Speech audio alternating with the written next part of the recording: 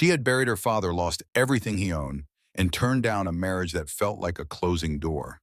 With one bag and a four-line advertisement, she boarded a stagecoach headed 2,000 miles into a Montana winter toward a man she had never met in a town she had never seen for a life she could not yet imagine. She was not running toward love. She was running away from something worse. This is the story of what she found instead. The story does not begin with a romantic image of a mail-order bride stepping gracefully down from a stagecoach. It does not begin with flowers or candlelight or whispered promises. It begins with the seconds in which Clara Whitfield believed she was going to die on this frozen Montana earth before she ever laid eyes on the man she had traveled 2,000 miles to marry. She had been on the road for 11 days. 11 days of rattling train cars and coal smoke, and sleeping upright and with her travel bag pressed against her chest like armor. 11 days of watching the landscape outside the window change from the crowded brick and gaslight of Boston into something enormous and indifferent. Something that did not care about her plans or her desperation or the careful letters she had exchanged with a man she had never met. The Great Plains had swallowed the horizon whole. The Rockies had risen out of nowhere like a wall between her and everything she thought she understood about the world. And then Montana had come gray and white and savage with a cold that pressed against the train windows and seemed to be waiting. She had been delayed 3 days in Chicago, another half day in Cheyenne. The letter she had sent ahead warning of the delays had probably arrived after she did. When the stagecoach finally lurched to a stop, the jolt was so violent that Clara was thrown sideways into the wooden wall of the cab. Her travel bag hit the floor. The single other passenger, a heavy-set man in a wool coat who had not spoken to her once in 4 hours, grabbed the overhead strap and muttered something under his breath that she did not catch. Outside, the wind was doing something she had no name for. Not wind the way Boston had wind, which moved through streets and alleyways and around corners in predictable directions. This was a force that came from everywhere at once, that drove snow horizontally like thrown gravel, that turned the world beyond the frosted window into a solid white wall with no depth and no distance and no landmarks. The driver was shouting something. Clara pressed close to the window and caught one word.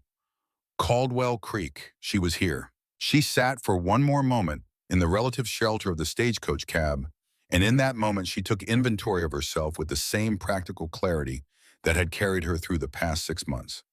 Her father was dead. His business debts had consumed everything the family had ever owned.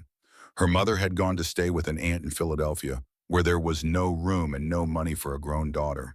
The man her father had called his business partner, a man of 60 named Aldrich, who smiled with his mouth but never with his eyes, had made an offer of marriage that felt less like an offer and more like a door closing. The advertisement she had found in a Boston newspaper had been exactly 4 lines long. It had been the only door that felt like it might open instead. She straightened her gray-blue pioneer dress. She refastened the top button of her wool coat. She picked up her travel bag, and she stood up, and she opened the door of the stagecoach. The wind hit her like something alive. It was not cold the way she had understood cold. It was cold that had intention behind it, cold that wanted to find the spaces between her buttons and the gap at her collar, in the thin leather of her boots, in the inadequate wool of her coat that had seemed perfectly reasonable in a Boston November, but was nothing more than a polite suggestion here. The snow drove into her face and took her breath from her lungs in one hard grab. She could not see. 3 steps down from the coach and she was shin-deep in snow, and the weight of her skirt absorbing that snow immediately was like having shackles locked around her ankles. And the drift was uneven beneath her feet, and the wind shoved at her from the left and then changed its mind and shoved from the right. And Clara Whitfield did the one thing she had promised herself she would not do on this journey. She started to fall. 2 hands caught her, not grasped at her, not fumbled for her sleeve. Caught her, both hands wrapping around her elbows from the sides, firm and immediate and absolutely certain, as though those hands had been standing in exactly that spot for exactly that purpose and had known she was coming. The stagecoach driver was still shouting something. The wind was still trying to peel the skin from her face. But those hands held, and Clara did not fall. And when she looked up through squinted eyes and blowing snow, she saw him for the first time. He was taller than she had pictured from the letters, broader across the shoulders. He wore a blue work shirt beneath a brown leather vest that had been weathered to the color of autumn oak, and the snow had been piling on those shoulders long enough that the whole vest was dusted white. His hat brim was heavy with it. He had a strong jaw that had not seen a razor in several days, and eyes the color of a summer sky over the mountains, clear and still and entirely untroubled by the storm that was doing its level best to knock both of them sideways. He had been waiting for her. That much was obvious from the snow on his shoulders. He had been waiting for a while. "Miss Whitfield," he said, his voice carried through the wind without competing with it. Low and steady, the kind of voice that said what it meant and did not add anything extra. "I am Eli Carson." He touched the brim of his hat with 2 fingers, and then both of his hands went back to steadying her, one at each elbow, keeping her upright against the drifts that were trying to claim her knees. Clara opened her mouth, closed it, opened it again. "Clara Whitfield," she managed. Her teeth were already knocking together. "I am sorry about the delays. The train was held in Chicago and then again inside first," he said, not rudely, with the same practical economy as everything else about him. "You can tell me the rest somewhere warm." He took her travel bag with one hand without asking. He kept his other arm linked through hers. And without ceremony or explanation, he began moving her across the street toward a small building set beside the general store where a warm gold light was pushing through a window so thick with ice that the light looked soft and dreamlike, like something glimpsed from a long way away. Every step was a negotiation. The snow was to her knees and rising. Her skirt grew heavier with each footfall until it felt like she was dragging weights. The wind shoved and grabbed and tried to spin her around. But Eli Carson did not hurry her, and he did not let go. And when she stumbled on something hidden beneath the snow, he simply adjusted without comment and held on. It took them 3 minutes to walk 20 steps. When he pushed the door open and brought her inside, the warmth came at her like a blessing. A round-bellied stove in the corner was throwing off waves of heat that hit her frozen face like a warm hand laid gently against a bruise. Clara stood just inside the doorway and simply breathed for a moment, feeling the cold begin its slow, reluctant retreat from her bones. The room was small. A desk near the window was covered in papers arranged with precise attention, the papers of a man who had a system and kept to it. A narrow bed sat against the far wall. A shelf held a few books arranged by height. A coat on a hook by the door. Everything spare and tidy in the particular way of someone who had learned to live with only what was necessary and had made peace with that. Eli pulled a chair close to the stove. "Sit here," he said. Clara sat. She sat the way a person sits when their legs have been making decisions on their behalf for the past 3 minutes and have now handed authority back to the brain. She sat completely and suddenly, and the warmth of the fire reached her face, and she closed her eyes for just 1 second. When she opened them, Eli was already across the room, stoking the coals, filling a coffee pot from a water pitcher, measuring out grounds with the unhurried competence of someone who had performed this particular sequence of actions so many hundreds of times it required no thought at all. Every movement was economical. Nothing wasted. This was a man who had been living alone for a long time and had become very good at it. She saw the marshal's star pinned to his vest. "You are a lawman," she said. "Town marshal." He corrected her without heat, without looking up from the coffee pot. "Not exactly the same thing as a sheriff, but similar enough. My letters mentioned it." They did. She felt color rising in her face that had nothing to do with the stove. "I apologize. I am not usually this scattered. The journey was longer than I expected." He set the coffee pot on the stove, turned and looked at her properly for the first time since they had come inside. In the firelight, she could see that he was younger than she had guessed, maybe 28 or 29, with dark hair that curled slightly where it met his collar. Handsome in the way that outdoor work and sun and wind and years of serious living sometimes produce all of it earned rather than given. But it was his eyes that held her. There was a quietness in them.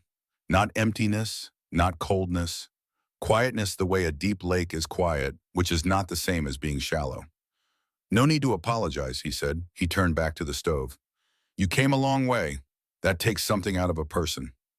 A silence settled between them, not the uncomfortable kind, the kind that two careful people sometimes share when they are taking the measure of each other and have decided to be honest about the fact that they are doing so. "I should be straightforward with you," Clara said. "All right. I did not come here because I wanted a husband. She kept her voice level. There was no point in softening it. He had read her letters. He already knew something of the shape of her situation. I came because the alternative was worse. I want you to know that before any of this goes any further. He poured coffee into 2 tin cups, carried one to her and kept one for himself and settled into the chair across from hers. He looked at his cup for a moment. I reckon we are both here for the same reason then, he said finally. I was not looking for romance, Miss Whitfield. I was looking for a partner, someone to share the work of a life with. He met her eyes. I am not going to pretend that is the same thing as love, but it is not nothing either. His honesty caught her off guard. His letters had been polite and informative and deliberately carefully impersonal. She had not expected this, the straightforward acknowledgement of their mutual desperation spoken without shame and without apology. Call me Clara, she said. He looked at her for a moment. Something shifted very slightly at the corner of his mouth. Not quite a smile. The memory of one, perhaps. Clara, he said. The word was careful, considered, as though he was making sure it fit before committing to it. And you call me Eli. Outside, the blizzard picked up. The wind found the gaps in the building's old wooden joints and moaned through them. Snow tapped against the frosted window like an impatient visitor. Eli explained the situation with the same practical economy as everything else he had said. Reverend Brooks, who was to perform the ceremony, lived 3 miles outside of town. The road was impassable. The storm had arrived faster and meaner than anyone had predicted. He had arranged a room for her at Mrs. Hawkins' boarding house 2 doors down. She would stay there tonight. He would sleep in the office. The wedding would happen when the weather allowed. That is very thoughtful, Clara said. It is practical, he said. Then something changed briefly in his expression, something that was not quite a smile but was warmer than what had been there before. Though I suppose the two are not always different things. A moment passed. Clara looked at her hands still wrapped around the tin cup for warmth. Her fingertips had gone from white to angry red, which Doc Brennan, whoever he was, would probably say was a good sign. Can I ask you something? She said. Go ahead. Did you actually want it, not as a practical arrangement, as a life? He was quiet for long enough that she thought he might not answer. The fire popped. The wind shook the window. I wanted someone to be home when I came back, he said finally. His voice was very even. I wanted this town to be a place I actually lived instead of a place I worked until I stopped working. And when I read your letters, he paused, looked into the fire. You wrote like someone who understood that life does not owe you anything and had decided to keep going anyway. I respected that more than anything else I could have been told about you. The room was warm. The coffee was hot. The storm was doing its worst outside and not reaching them in here, not quite. Clara Whitfield thought about the 6 months she had spent learning that the world was harder than her father had ever let her see, that debt was a kind of drowning, that the people who were supposed to catch you sometimes had their own reasons for letting go. She thought about Aldrich and his smiling eyes and his wandering hands and the future that would have been hers if she had lacked the nerve for the alternative. She looked at the man sitting across from her, this quiet stranger with his marshal's star and his earned weathering and his eyes that looked at things steadily without flinching. There were worse places to start. We should get you across to Mrs. Hawkins before it gets any worse, Eli said. He set his cup down and reached for his coat. The walk from the marshal's office to the boarding house should have been 2 minutes. It was 7 minutes of hard work that left Clara unable to feel her toes and Eli holding her upright through the worst of the drifts. He wrapped his own scarf around her face and neck before they went out. He kept his arm through hers the entire way. Not romantic, necessary, but there was something in the certainty of his grip, the complete absence of hesitation, in the way he anchored her against the storm that told her something about him that his letters had not. When Miss Dorothy Hawkins opened the boarding house door, she looked at the two of them standing in the howling white darkness, and her eyes went wide, and she said, Lord have mercy, get in here this instant, and pulled Clara inside as though rescuing her from a river. Mrs. Hawkins was a solid woman of 50-something with silver threaded through her brown hair, in the particular competence of someone who had run a frontier boarding house for 15 years and had seen everything twice. She assessed Clara in approximately 4 seconds, registered the state of her clothes and her color and the faint tremor in her hands, and took command of the situation without waiting for instructions. Eli brought Clara's travel bag up to the room at the end of the hall. His eyes stayed professionally averted from Clara in her damp and disheveled state. He set the bag down by the door and turned to leave. "Wait," Clara said. He stopped, turned back. "Thank you." She meant it simply. There was nothing else to add to it. For waiting in that, for all of it. He stood in the doorway with the lamplight behind him and the sounds of the storm audible even through these walls. And something moved through his expression briefly that she had not seen there before. Not happiness exactly. Something more complicated. The look of a man encountering an unexpected thing and not yet certain what to do with it. "I am just glad you made it here safely, Clara," he said. "Get some rest." And he was gone. Mrs. Hawkins descended with all the efficiency of a general. Wet clothes came off. Flannel nightgown went on. 3 quilts a chair pulled close to the small fireplace, and a bowl of hot stew that Clara ate without speaking because she was too cold and too tired and too much at the end of something to manage words. When the bowl was empty and a second cup of hot coffee had appeared in her hands, as if by conjuration, Hawkins sat down at the other chair and folded her hands in her lap with the air of someone who had been waiting to say something since approximately the moment Clara walked through the door. "Eli Carson is a good man," she said. "I believe that," Clara said. And she did, though she had known him for less than 2 hours, and the evidence was mostly instinctive. "He is also a lonely man." Mrs. Hawkins looked at her steadily, only in the way that only people who have lost something sacred ever get. There is a difference between lonely because you have been alone and lonely because you have had something and it was taken from you. You understand what I mean. Clara set her cup down carefully. What was taken from him? Mrs. Hawkins was quiet for a moment. His wife, Anne, and their little girl, Lily. She was 3 years old. She paused. Cholera.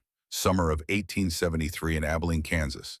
Both of them inside a week. He sat in that empty house for 3 weeks after, and then he packed what he had and he came here, and he took the marshal's job that no one else would take.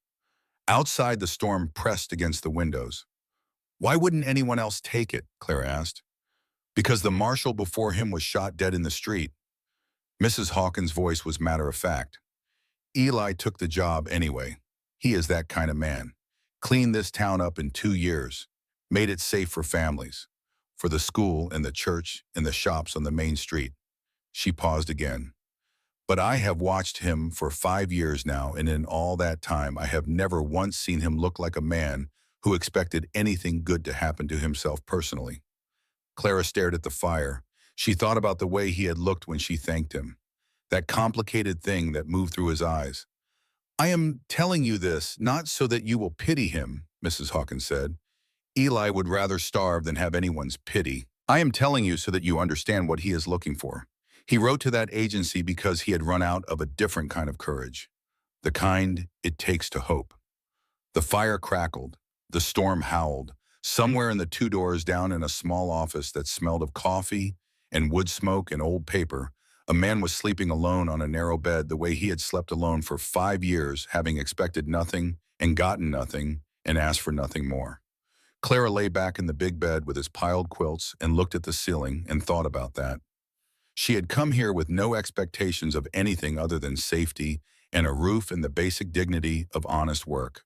She had not let herself think beyond that because thinking beyond that required a kind of hope that her last 6 months had made dangerous. But she thought now in the warm dark with the storm pushing at the walls about a man who waited 2 hours in a blizzard for a woman he had never met and caught her before she could fall and wrapped his own scarf around her face before walking her through the cold.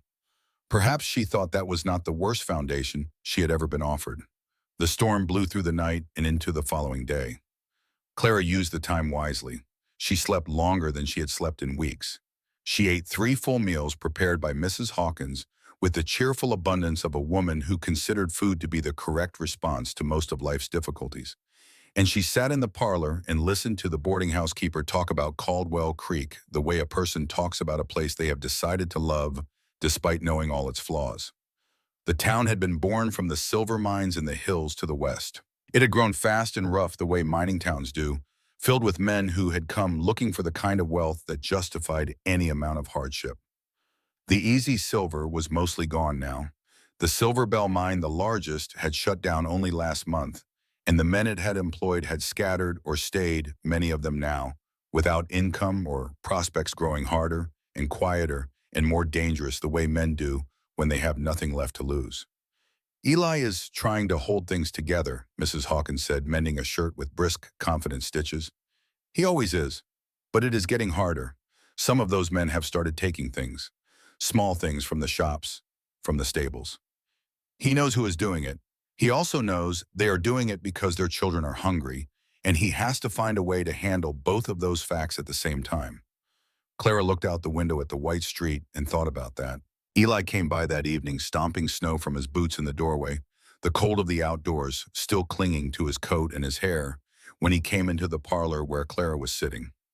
Mrs. Hawkins found reasons to be elsewhere within 30 seconds of his arrival, with the subtlety of a woman who had decided to be invested in this particular outcome.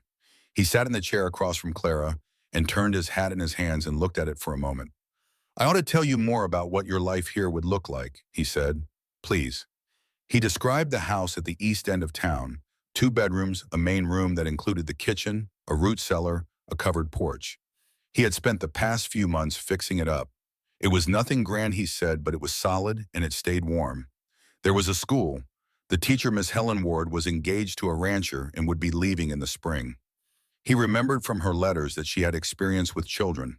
That small flame of something lit in Clara's chest again, the same one that had surprised her when she first read his mention of it in his last letter. The possibility of continuing the work that had been hers for 4 years, the work of teaching, of watching a child's face change, when something that had been confusing suddenly became clear. She had not let herself count on it. Now she let herself consider it. "I would like that very much," she said. He nodded. Something in his posture shifted almost imperceptibly towards something less guarded. "I thought you might." "Eli." She looked at him directly. "Are you sure about this, about all of it?" He met her gaze and held it. He did not answer right away, and she appreciated that he didn't. Some questions deserved to be considered before they were answered. "I have been getting through days," he said finally. His voice was quiet and entirely without self-pity. "For a long time now, that has been the sum of what I could manage. Getting through the day and then the next one." He looked out toward the frosted window for a moment. "I am looking for something more than that. I believe you are as well. That is enough to start with, in my view." When he left that night, Mrs. Hawkins came back into the parlor wearing an expression that was trying to look innocent and failing completely. "In 5 years," she said, "I have never once heard that man say more than 4 sentences at a stretch to another person." Clara looked toward the door he had gone out through. "He has things to say," she said quietly. "He has just learned to be careful about who he says them to." There was something she had not asked about, something she had been turning over since the night before. And when she lay in bed that second night listening to the storm beginning to ease, she let herself think about the way Eli's voice had gone almost inaudible when he mentioned children, the way something moved through his eyes and then was carefully, deliberately put away. She thought about Anne, who had been kind, about Lily, who had been 3 and had had curly hair and laughed easily. She did not ask because it was not the right moment, but she would carry that knowledge carefully the way you carry something fragile through a room where the floor is uncertain. And when the time came, she would not look away from it. The storm broke on the 3rd morning. Clara woke to sunlight coming through the window and landing on a world that had been transformed in the night into something spectacular. 3 feet of snow lay over everything. The buildings of Caldwell Creek emerged from it like pale shapes. Their edges softened, their roof lines wearing heavy white caps. Every fence post had become a small white pillar. The street glittered as if someone had scattered diamonds across it between darkness and dawn. Mrs. Hawkins helped Clara dress for the ceremony. She wore the gray-blue pioneer dress, the best thing she had managed to keep clean and intact through 11 days of travel. It was not a wedding gown. It was simply the dress that represented the best of what she had. The color, a soft mixture of blue and gray like the sky over the Atlantic on a winter morning, brought out the faint red in her dark hair and made her eyes look deeper and more settled than she actually felt. Mrs. Hawkins put her hair up with practiced efficiency and stepped back and looked at her and said, "You look beautiful," with the simple factual tone of someone reporting the weather. I hope he is not disappointed, Clara said. Cinnamon in January, Mrs. Hawkins said. That is what you look like. Nobody in this territory or any other is going to be disappointed. Eli arrived exactly at noon. He had put on his good coat, a dark wool that made his shoulders look like the side of a barn, and he had gotten a haircut and a shave that revealed the full clean line of his jaw. He stood in the doorway of the boarding house, and when his eyes found Clara standing in the parlor, in her gray-blue dress with the winter light coming in the windows behind her, he simply stopped. His hand was still on the doorframe. His hat was in his other hand, and he looked at her the way a man looks at something he was not prepared for. "You look lovely," he said. His voice had gone slightly rough. "Thank you. You look very fine yourself." Color came up in his face, slow and genuine. Clara realized in that moment, with a small interior shift, that this man was as nervous as she was. The thought was oddly comforting. He was not impervious. He was not untouchable. He was a person who could blush, which meant he was a person who could feel things, and that mattered more to her than she would have been able to say. The walk to the church was a battle through knee-deep snow, but Eli never let go of her arm. The townspeople were out clearing paths in front of their shops and homes, and they stopped to watch the two of them pass with the openly curious regard that belongs to small towns everywhere. Some called out congratulations. Others just looked. Eli walked straight and calm through all of it. "They mean well," he said quietly. "I know it feels like a great deal of attention." "I will learn to live with it," Clara said. "It is just how small towns work." The church was a plain wooden building with a small steeple that had not quite made up its mind about whether it was a steeple or simply a very tall point. Inside it was cold but clean, lit by morning light through two small windows, with Reverend Thomas Brooks waiting at the simple altar. He was a slight man with silver hair and eyes that were genuinely kind, in the way that some people's eyes are from birth and some people earn through long practice. He welcomed Clara warmly and told her that Eli had been eagerly anticipating her arrival, and Clara noticed that Eli, standing beside her, looked straight ahead and said nothing, which she was beginning to understand was his way of accepting a compliment. Mrs. Hawkins and her husband sat in the front pew. Silas Hayes from the general store and his wife Martha were there, and a few others from the town who had found reasons to be in the vicinity of the church on this particular morning. When Reverend Brooks began speaking, Clara was aware of everything at once. The cold air still clinging to her skirts, the smell of wood smoke and pine resin and old timber, the sound of the Reverend's measured voice filling the small space with words about love and commitment and the particular courage required to choose another person above all others. Eli's hand found hers. His fingers were rough from years of outdoor work, the hand of a man who did things with it, rather than simply pointing at things to be done. It closed around her hand with the same steady certainty as everything else he had done since she stepped off that stagecoach. Not too tight, not uncertain, simply present, an anchor in a current. His voice, when he gave his answers, was clear and quiet and absolutely level. Hers, she was surprised to find, was steady. When Eli slid the ring onto her finger, the simple gold band catching the light from the window, she felt the weight of it settle and stayed with that feeling for a moment. Real. This was real. Whatever came next, whatever they managed or failed to manage this moment, had happened and was now fixed into the record of her life. "I now pronounce you husband and wife," Reverend Brooks said. He was smiling. "Eli, you may kiss your bride." Eli's hand came up to her face, slowly, entirely without surprise or aggression. His palm against her cheek was warm, and the careful gentleness of the gesture said more about him than anything he had spoken aloud since they met. He bent toward her and pressed his lips to hers, brief and respectful, and full of a restrained tenderness that made her feel, for reasons she could not have articulated at that moment, as though something that had been held at a great distance was being allowed to come a little closer. When they separated, there was a soft applause from the small congregation. Mrs. Hawkins was already pressing a handkerchief to her eyes. "Mr. Carson," Eli said very quietly with a note of wonder in his voice, as though he was still deciding whether to believe this was happening. "Mr. Carson," she answered. The name felt strange and right at the same time. They walked back through the snow with the winter sun catching the white world and turning it into something almost painfully bright. Clara thought about Boston, about the cold apartment she and her mother had moved to after the debts came. She thought about Aldrich and his smiling eyes. She thought about the newspaper advertisement and the 4 lines of text that had been the only door that looked like it opened toward instead of away. She walked beside a man who was solid and careful and honest and had waited 2 hours in a blizzard for her, and she thought that perhaps the most important decisions are sometimes the ones made from necessity, the ones made when the luxury of choice has been stripped away, and what remains is only the bare question of which direction you are willing to walk. She was willing to walk in this one.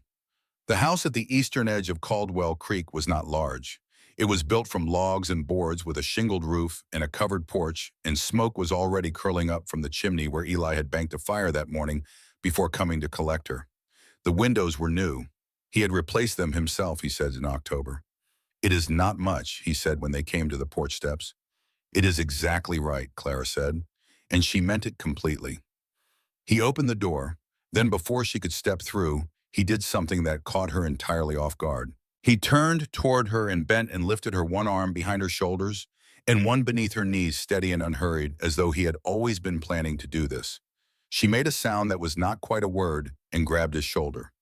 It is a tradition, he said, and she heard it clearly, the plain, unadorned sound of a man who was actually smiling. His whole face was in it. He carried her across the threshold. Inside the house was warm and assembled with obvious care. The main room held a solid table and 4 chairs, a sofa positioned near the stone fireplace, and shelves that held more books than she had expected. The kitchen area had a good iron stove, proper cupboards, a dry sink that was clean and ready. A cast iron pot hung on a hook by the fireplace. Everything was arranged and tidy and purposeful, in a way that spoke of a man who had spent real time trying to make this place ready for another person. You have been working, Clara said, setting down her travel bag and looking around. I wanted it to be ready for you. He showed her the bedroom where he had brought her things from the stagecoach the morning before. And he stood in the doorway explaining about the second room, the smaller one where he had been sleeping, saying without quite saying it that he did not want her to feel any obligation, that he understood this was all very fast, that there was no need to rush anything, and the care in his voice was the care of a man who had thought seriously about how to treat another person well. Clara crossed the room and stopped in front of him. This is our home now, she said simply and directly. We both understood what that meant when we stood in that church. He looked at her steadily, not searching for permission exactly, but genuinely trying to understand what she was telling him. I want you to know, he said, his voice dropping to something quieter, that I will never treat this as something you owe me. Whatever happens between us, it has to be chosen. Both of us, every time. She had expected a great many things from a mail-order marriage in a frontier town in 1878. She had not expected this.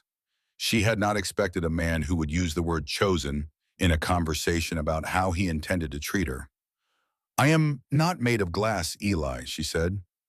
Something in him softened, not dramatically, a small release of something held very tightly for a very long time. I am starting to see that, he said.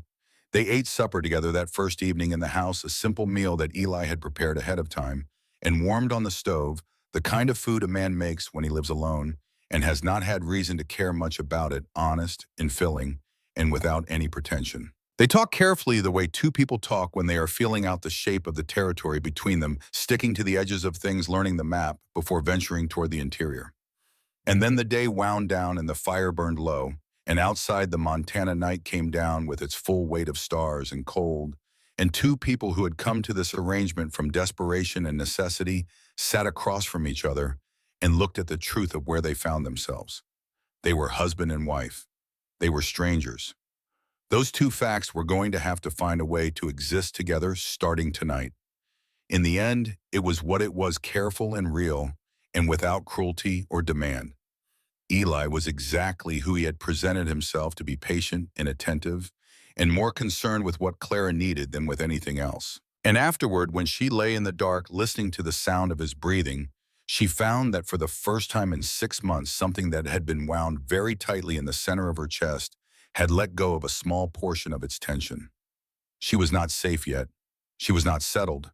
She was in a strange house in a strange town, 2,000 miles from anything she had known. But she was not alone, and the man beside her had chosen at every moment since she stepped off that stagecoach to treat her with a dignity she had not been certain she would find here. I am glad you came, Eli said into the darkness. His voice was very quiet. "I am so glad you are here." "I am glad too," she said. She meant it. Clara was almost asleep when she remembered the man she had seen from the corner of her eye during the walk back from the church. Standing against the post in front of the saloon at the far end of the main street, not cheering, not calling out, simply watching. Tall and fair-haired under a wide brim, wearing a dark leather coat that did not catch the cold, the way ordinary coats do, wearing it the way men wear things that have become extensions of themselves. And she had looked at Eli in that moment and seen his jaw tighten just once, just briefly, before he had put his hand at the small of her back and guided her onward. He knew the man, she was certain of it, and the man was not there to celebrate. She filed that away in the careful part of her mind and closed her eyes and let sleep come, because there would be time enough for questions in the morning. There would be time for a great many things in the morning. For now there was warmth, and there was the sound of another person breathing nearby after a very long time of there being nothing, and there was the weight of a gold ring on her finger and the knowledge that something had been begun today that had not existed yesterday. Not love, not yet, perhaps not for a long while, but something real, something chosen, something that could, with patience and with courage and with the particular stubbornness that both of them had carried all the way to this place, become what neither of them had dared to hope for when they started out. Caldwell Creek settled into the Montana night around them. The stars burned cold and absolute above the mountains. The storm had passed and left the world scoured clean and white, and waiting the way a new beginning sometimes looks exactly like the aftermath of something difficult, because it is. Clara Whitfield. Carson slept, and for the first time and longer than she could remember, she did not dream of running. The days after the wedding found their own rhythm, the way water finds the lowest path through stone, not by force but by persistence. Clara woke before sunrise every morning to learn the particular temperament of the iron stove. It had opinions about everything. Too much wood and the fire went aggressive and burned the bottom of whatever she was cooking. Too little and it sulked and produced heat without conviction. The damper required a specific angle that she discovered on the fifth morning by accident and could never entirely reproduce by intention. She burned 3 batches of biscuits in the first 2 weeks and produced 1 batch of cornbread that could have been used to build a wall. Eli ate every single thing she put in front of him without complaint, and on the morning she finally achieved a serviceable breakfast of eggs and salt pork and bread that was merely dense rather than architectural. He looked at his plate and then looked at her and said simply, "Good." And she understood that coming from him, this was a significant thing. He left every morning to make his rounds. He walked the length of the main street and checked in on the shopkeepers and listened to whatever needed to be heard and resolved what could be resolved with words and held in reserve what could only be resolved by waiting. He came home when the sun went low, bringing with him the cold air and the smell of horses and wood smoke and the particular quality of quiet that comes from a day spent paying careful attention. Clara had supper ready. They sat across from each other at the solid kitchen table and talked carefully at first the way you move through a room in the dark hands, out testing each step. And then Miss Helen Ward, the school teacher, said yes. Clara walked into the schoolhouse for the first time on a Thursday morning in late January and stood at the front of a room that held 18 children ranging in age from 6 to 14 and felt something unlock in her chest that she had not realized was locked. The smallest ones looked up at her with the particular combination of suspicion and hope that small children reserve for new adults deciding in the first 10 seconds whether or not she was going to be worth the effort. She had taught enough of them to know that the only answer to that question was the truth. "My name is Mrs. Carson," she said. "I have been teaching for 4 years, and I am very bad at pretending things are simple when they are not. We are going to get along well." Tommy Hayes, 7 years old with his father's square jaw and his mother's dark eyes, announced from the third row that boys who were going to be ranchers did not need to read. Clara looked at him for a moment. "A rancher who cannot read," she said, "will be cheated every time he signs a contract. Every time he tries to read a cattle price listing. Every time he tries to understand a deed or a bill of sale. Is that the kind of rancher you want to be?" Tommy Hayes considered this with the gravity appropriate to a 7-year-old being presented with an existential challenge. "No," he said. "Then let us begin." 3 days later, Tommy Hayes stayed after the other children left and asked her to go over the alphabet again, just the two of them, because he had been practicing, and wanted to make sure he had it right. Clara worked with him for half an hour without making anything of it, and when he left, she sat alone in the schoolroom for a moment and let herself feel fully and without qualification that she was exactly where she was supposed to be. Eli noticed the change in her without her having to explain it. That evening, when she talked about the children over supper with more animation than she had yet managed about anything in Caldwell Creek, he watched her with the attentive stillness that she was learning was simply how he listened to things that mattered to him. It suits you, he said, the teaching, all of it, being useful to something beyond the walls of a house. She looked at him across the table. You read more in those letters than I intended to put there. You put it there anyway, he said, and the warmth in his voice was quiet and genuine, and the most unguarded thing he had said to her yet. The evenings became the part of the day she most anticipated. The fire, the supper, the gradual accretion of small knowledge about each other. She learned that he read consistently and seriously history primarily with a particular interest in how institutions failed and what that failure cost the people living inside them. She learned that he had been the son of a blacksmith in Ohio who had pushed west as a young man with nothing but the conviction that hard work and fair dealing were sufficient equipment for any journey. She learned that he smiled rarely, but when he did, the whole architecture of his face changed, became something younger and less defended, and that she had apparently become invested in producing that change because she caught herself working toward it with something close to strategy. She began to understand the town. Mrs. Hawkins introduced her to everyone and narrated their histories with the comprehensive authority of a woman who had been the social center of a Caldwell Creek for 15 years. Martha Hayes brought bread and news in equal measure. Reverend Brooks stopped her on the street one afternoon and told her with the simple directness of a man who had spent decades saying things that needed saying that what she had done for the miners with her suggestion about community employment had been the most practical act of Christian charity he had witnessed in years. Word reached me that it was your idea, he said. It was a practical observation, Clara said. Hungry people steal. Employed people do not. The simplest solutions are the ones we are most likely to overlook, he said. You have a gift for not looking past them. But Wade Doyle was still in Caldwell Creek. He and his 3 men had settled into rooms at the saloon with the settled quality of people who intended to be somewhere for a while.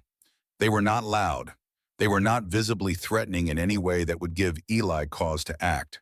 They bought supplies from Hayes' store and paid their bills and spoke politely to anyone who spoke to them first. But they moved through the town the way coal moves through a poorly built wall, finding every gap, registering every weakness, never in any one place long enough to be confronted, but never absent either. Eli told Clara what he knew on a cold night in early February, sitting across from her at the kitchen table with the fire going and the wind off the mountains pressing against the windows. He kept his voice level and told her all of it, the history in Abilene, the testimony, the convictions, the marshal who had died in this same street. He told her about the note he had found under his office door months ago, the warning that had told him Doyle was coming before Doyle arrived. He told her because she was his wife, and she had a right to know who was living 2 doors down from where she taught school. He has not done anything actionable, Eli said. Presence is not a crime. Speaking to people is not a crime. If he keeps his men quiet and his hands clean, I have no legal cause. But he is waiting for something, Clara said. He is always waiting for something. He is patient. That is what makes him dangerous. Men who are angry and impatient make mistakes. Men who are patient make plans. Clara looked at the fire for a moment. The miners, she said. Eli looked at her. He has been at the saloon every evening. The miners who are out of work have been there too. Men without income and without purpose are men who will listen to someone who offers them a story about who is responsible for their suffering. She met his eyes. He is building something, using them. Eli was quiet for the long moment of a man encountering an analysis he had reached himself hearing it confirmed from the outside. Yes, he said. Then we need to make sure those men have somewhere else to be. She laid out the plan simply because it was a simple plan. The shopkeepers in Caldwell Creek had work that needed doing repairs deferred because they lacked the labor to address them, hauling and storage and maintenance that fell behind every winter. The miners had skills and time. The transaction was obvious. What was needed was someone to facilitate it without it looking like charity, because men who had worked hard for what they had would accept a fair wage but not pity. I will go to them, Eli said, as a neighbor, not as Marshall. That is exactly right, she said. He looked at her across the table with the specific expression she had come to identify as his version of admiration, which was to say it was not effusive or dramatic, but was entirely genuine. You see the shape of things clearly, he said. I grew up watching a man who did not, she said. It taught me to look harder. She meant her father. She had never explained the full shape of what she had inherited from him, the specific combination of love and disappointment that comes from watching someone you admire fail at the things that mattered most. But Eli did not press. He simply acknowledged the weight of what she had not said, which was its own kind of understanding. In the days that followed, the plan worked. The shopkeepers agreed readily. Some of them because they were genuinely practical people who recognized a good arrangement, and some because Eli Carson had spent 3 years being the reason their businesses could operate safely, and they understood that this was a way to repay a portion of what they owed. Reverend Brooks organized the food distribution with the precise competence of a man who had been doing the church's practical work for 30 years. 6 men had regular employment within a week. 2 more followed. The quiet theft from the shops and the stables slowed and then stopped. Doyle noticed. On a morning in late February, Clara was walking to the school when he stepped out from the shadow of the store's porch and fell into pace beside her. He was unhurried, entirely at ease, wearing the dark leather coat and the easy smile of a man who had decided to be sociable.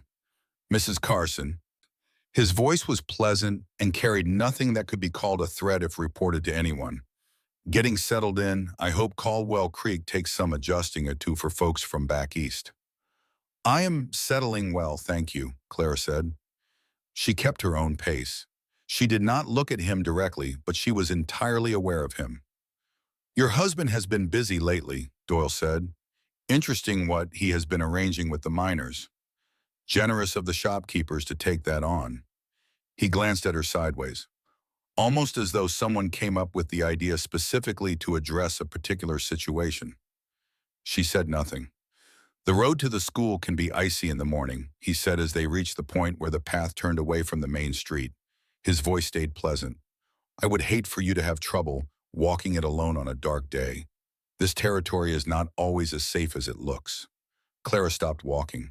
She turned and looked at him fully for the first time.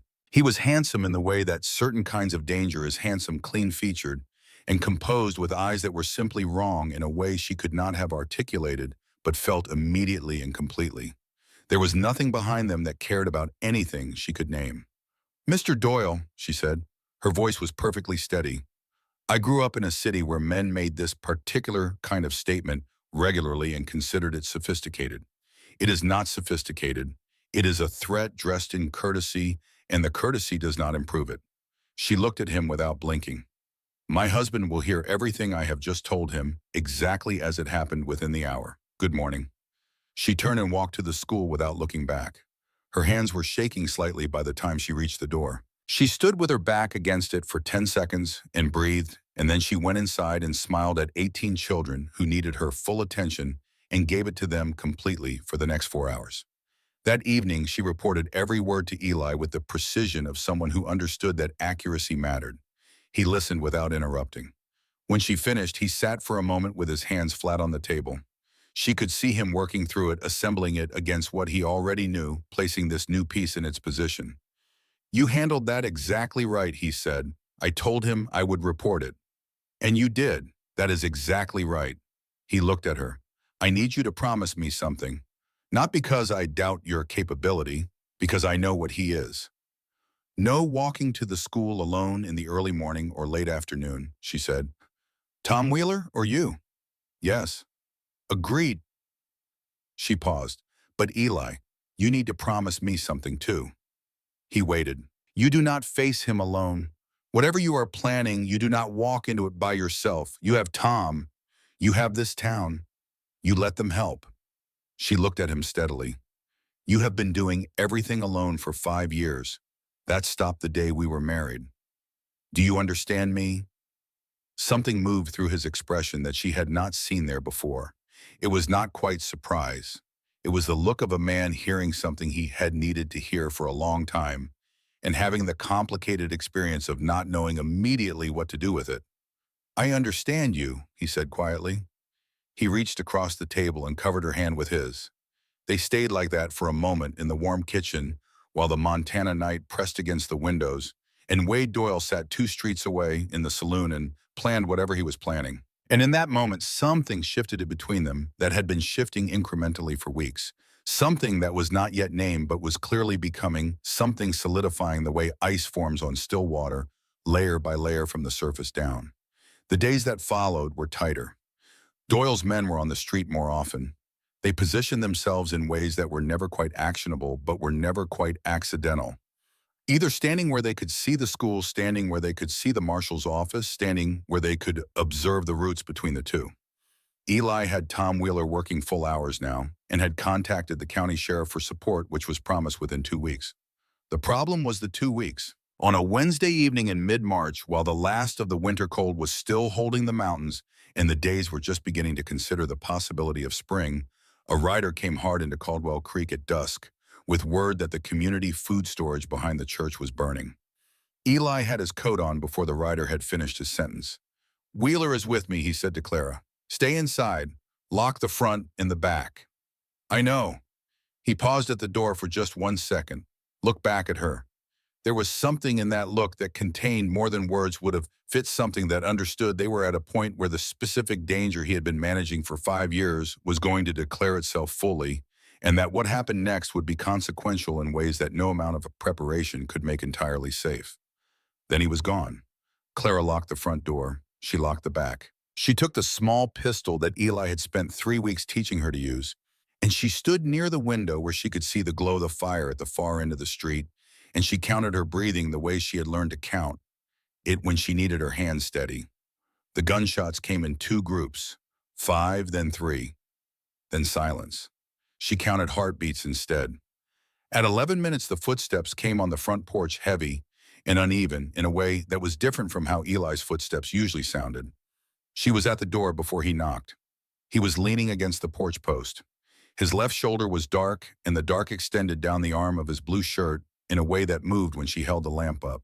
Tom Wheeler stood beside him, pale and tight-faced.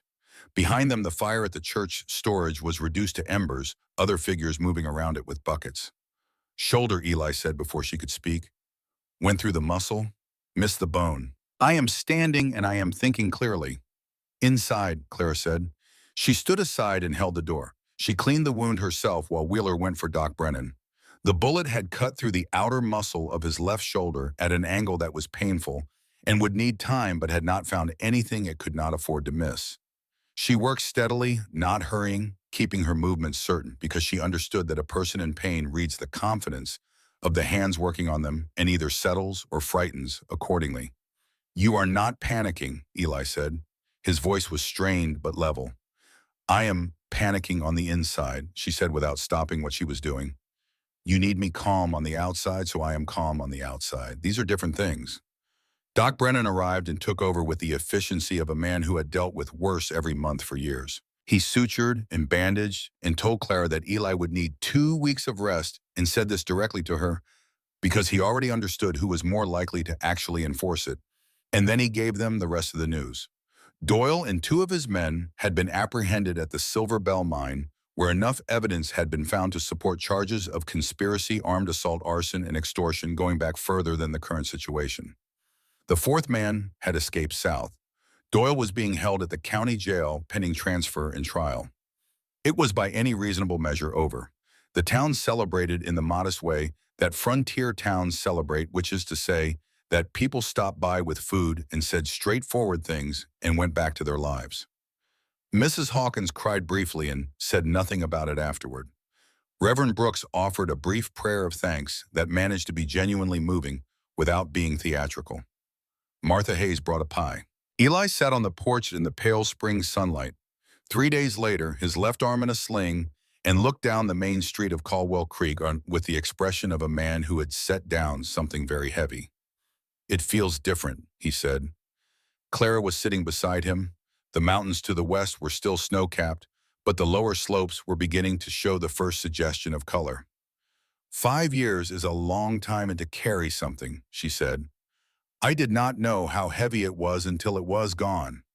She looked at his profile in the afternoon light, the lines at the corners of his eyes.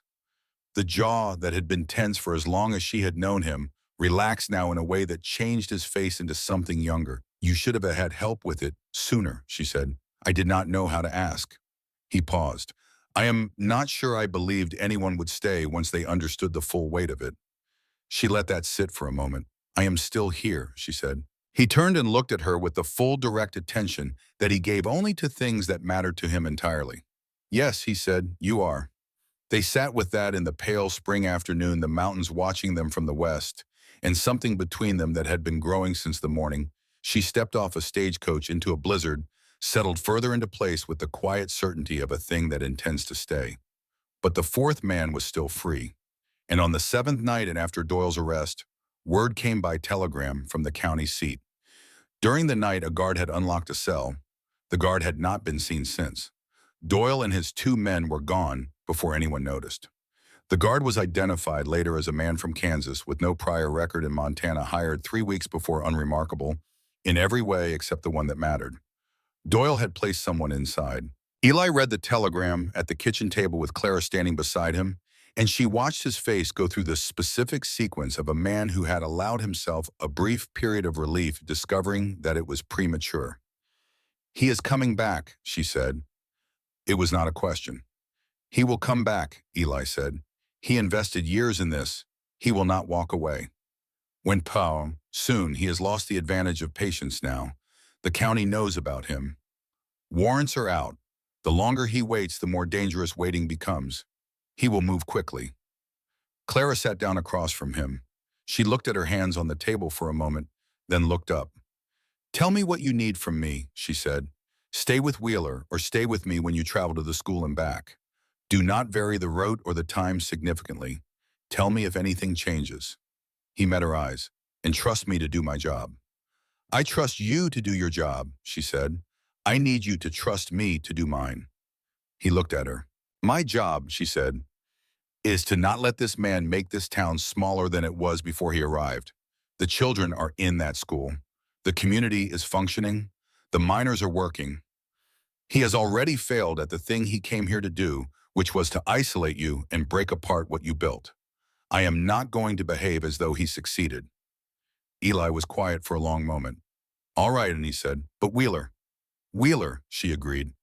8 days passed. They were the kind of days that are outwardly ordinary, but carry a specific quality of attention in them. Every sound registered, every shadow given a second look. Clara taught her classes. Eli managed the town. Tom Wheeler was a steady presence between them, reliable and uncomplaining, taking his new full-time status with the seriousness of a man who understood what the promotion represented and intended to justify it. And then on a Thursday afternoon, when the first serious suggestion of spring was in the air, when the snow on the main street had softened to slush and the mountains were showing real green, for the first time Wheeler was occupied with a dispute at the livery stable that required his presence.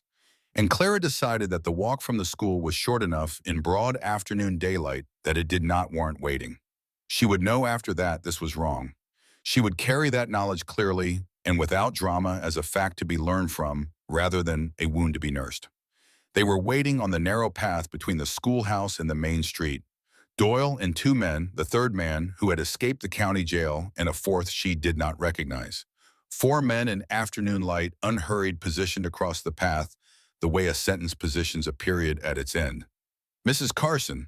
Doyle's voice was the same as it had been on the morning in February, pleasant and empty of anything real. I was hoping we would have a chance to speak. She stopped walking.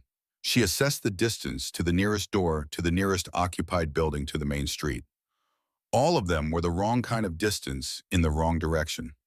I have nothing to say to you, she said. That is fine. I have something to say to you. He took a step towards her, and all the pleasantness went out of his voice like a lamp being extinguished. Your husband cost my family 20 years. 2 men, 20 years. He stopped 2 feet from her. I came here for him, but he has made it complicated by surrounding himself with people who have a reason to protect him. So I am going to give him a different kind of reason to remember this visit. Clara stood without moving.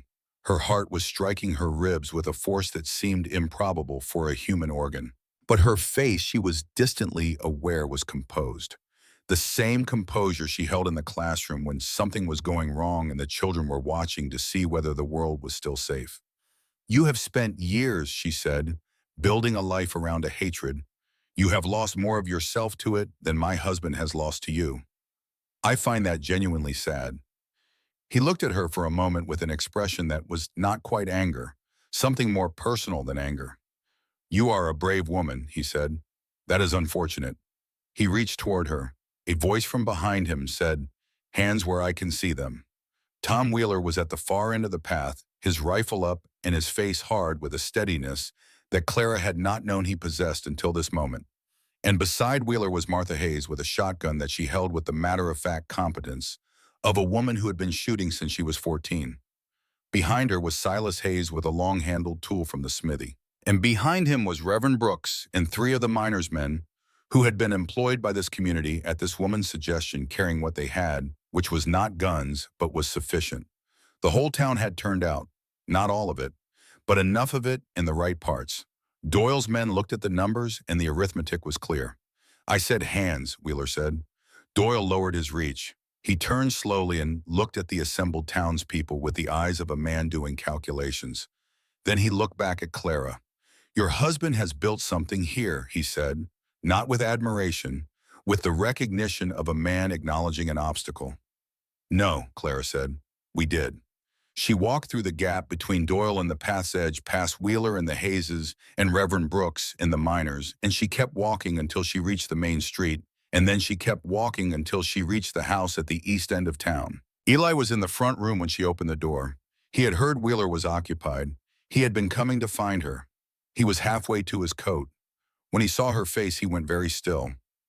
She told him everything in the order it happened, without elaboration or diminishment, while her hands did the small, visible thing of shaking slightly that they had been doing since she turned her back on Doyle and walked away from him. And when she finished, Eli crossed the room. He did not speak. He put his arms around her and held her with the full weight of his presence, the solid certainty of him, and she let herself lean into that for one honest moment before she straightened. "I was wrong not to wait for Wheeler," she said. "Yes," he did not soften it. "You were. I know. Clara." He pulled back to look at her. His eyes were doing the thing she had learned meant he was managing something very large, very carefully. "If anything had happened to you, it did not. If it had, Eli," and she put both hands on his face. "Look at me. I am here. I am standing in front of you. The town came because you have spent 5 years giving them reasons to show up for each other, and today they showed up. Do you understand what that means? He has already lost." He looked at her for a long time in the afternoon light. Then he did something she had not seen him do before. His forehead came down and rested against hers, and he stood there with his eyes closed and both arms around her and breathed. And she understood that this was as close as this man came to falling apart and then reassembling himself in the same moment. Doyle was taken into custody again that evening. This time, the county marshal came himself with 4 deputies in a transport that was going directly to a circuit court judge 3 days north. The charges had multiplied with each attempt. 15 years with no parole provisions was the number the judge would eventually reach. And when the transport rolled out of Caldwell Creek in the gray morning light of the following week, Clara stood on the porch and watched it go and felt the town around her exhale. But Eli's shoulder was still healing, and the nights were still long. And on one of those long nights in the 3rd week of April, when the last cold had finally loosened its grip and the first real spring sounds were beginning in the hills, they were sitting by the fire after supper, and Clara was reading and Eli was not reading, which was how she knew he was thinking about something specific. She put her book down. "Anne and Lily," she said quietly. He looked at her. "Mrs. Hawkins told me the broad shape of it," she said, "but you have never told me yourself." He was still for a long moment. The fire moved and unsettled. "Anne was the kindest person I have ever known," he said finally. His voice was careful, the way you are careful with something that has become fragile through long handling. "She found the good in things without effort. It was not that she refused to see the bad. She saw it. She just did not let it be the first thing." He paused. Lily was 3. She had her mother's way of looking at the world, all curiosity and no fear. He stopped. Cholera came through Abilene in July of 1873, he said. It moved fast, Lily first, then Anne, 7 days start to finish. I sat in that house for 3 weeks after, and he did not finish the sentence. He did not need to. Clara understood what those 3 weeks had contained. I left because I could not be in a place where every object held a specific loss, he said. I came here because it was far enough and because there was work that needed doing. I thought I was done with wanting things for myself. I thought I had used up whatever portion of that was available to me.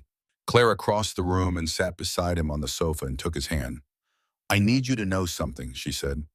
I am not a replacement for Anne. I know that. What we have is its own thing entirely separate from what you had with her. And you carrying that grief is not a burden to me. It is part of who you are, and who you are is the man I chose when I stood in that church. He looked at her for a moment. Then he looked at their joined hands. I did not choose you, Clara, he said. Not at first. I responded to an advertisement out of desperation, and I was honest about that with you from the beginning. He paused. But I choose you now. Every morning I wake up in this house, I choose you. I want you to know that. She held his hand and looked at him and felt something that had been building for weeks complete itself inside her, settle into its final shape, with the specific quiet satisfaction of a thing that has arrived. I love you, she said. It came out without a plan, but it was true, and she knew it was true, and she did not regret saying it. He went very still, not the stillness of someone retreating. The stillness of someone who has received something they were not prepared for and is holding it carefully while they determine what it requires of them. Then his arms came around her, and he held her close, and she felt the breath go out of him in something that was not quite a sound. I love you, he said against her hair. His voice was rough with something that was not sorrow and not quite joy, but was made of both of them. I did not believe I was going to say that to another person. I did not believe it was something I still had in me. She held on to him and did not speak because there was nothing to add to that, and she understood that some moments asked to be received rather than responded to. The fire burned down around them.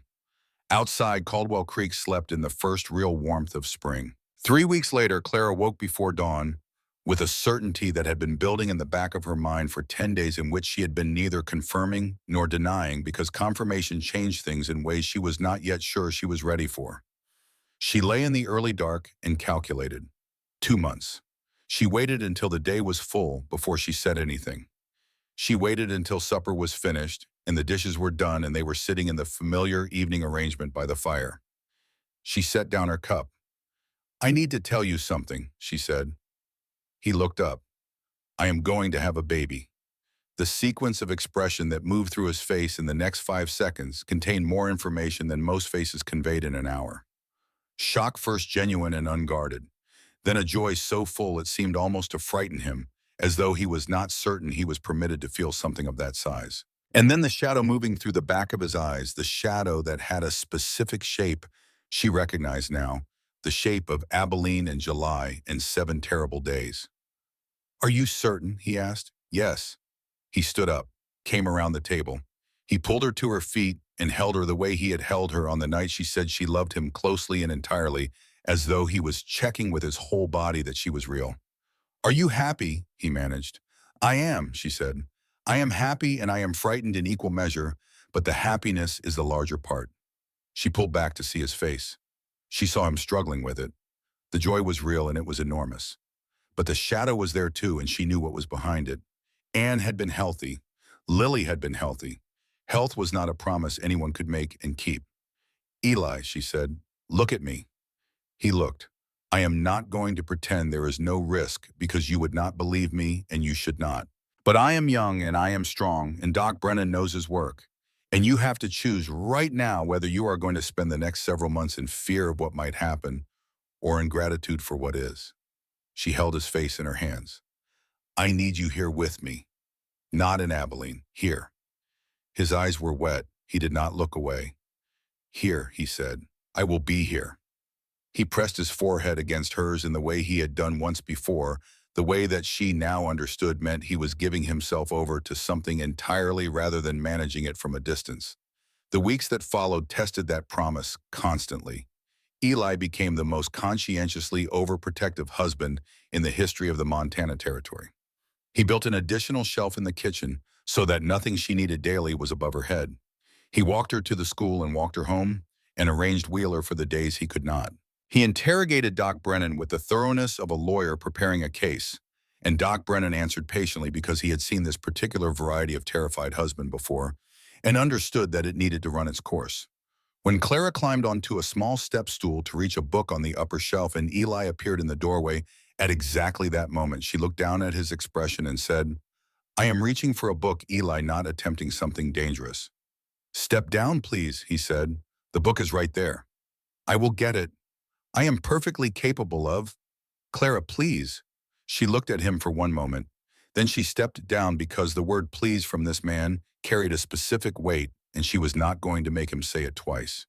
"You are going to have to find a way to live with the ordinary risks of an ordinary life," she said, "because I am not made of china, and this baby will arrive regardless of how many shelves you build." "I am aware," he said. He retrieved the book. He handed it to her. "I am working on it." "Work faster," she said, but she was smiling. He looked at her with the full-face smile that she had made a private occupation of earning, and then he pressed a kiss to her forehead and went back to whatever he had been doing, and Clara held her book and stood in the warm kitchen of the house he had built for her and thought that the shape of her life had become something she could not have imagined 6 months ago, something she would not have known how to ask for.